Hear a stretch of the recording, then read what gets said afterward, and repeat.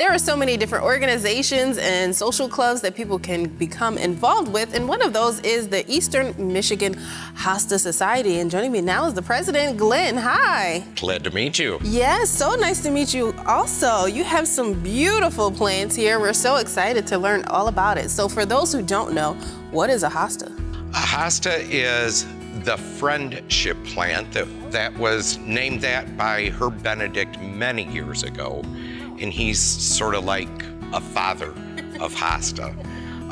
They're originally from China, and they do still find new varieties in China. And there are thousands and thousands of different varieties. So I brought the vase full of leaves just to show some of the different varieties that we have, and then a couple of potted ones just to show the difference in the leaf size, because they can be little tiny like the blue mouse ears that's in front, or they can be huge like this one here, which is fire and brimstone. Oh my gosh. So why is it the friendship plant? Because people's grandmothers, I guarantee your grandmother had them in her yard, and they reproduce enough that you can give them to your friends. So that's how they got the name friendship. Yeah, I won't say the yard. My aunt used to have like house plants, and she'd hang them from like her ceiling. And I remember seeing hostas in a pot, and they would just like grow all over. It's like, oh my gosh.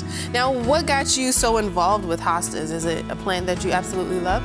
Pace Gardens, which is my own personal garden, is about 97% shade.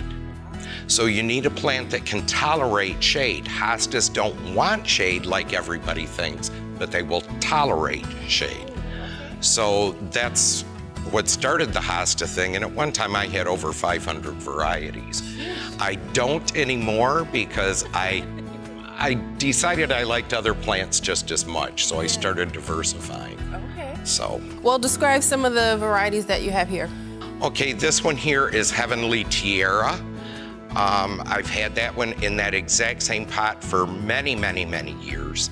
And it just gets thrown into an unheated greenhouse that was got at one of the tool companies.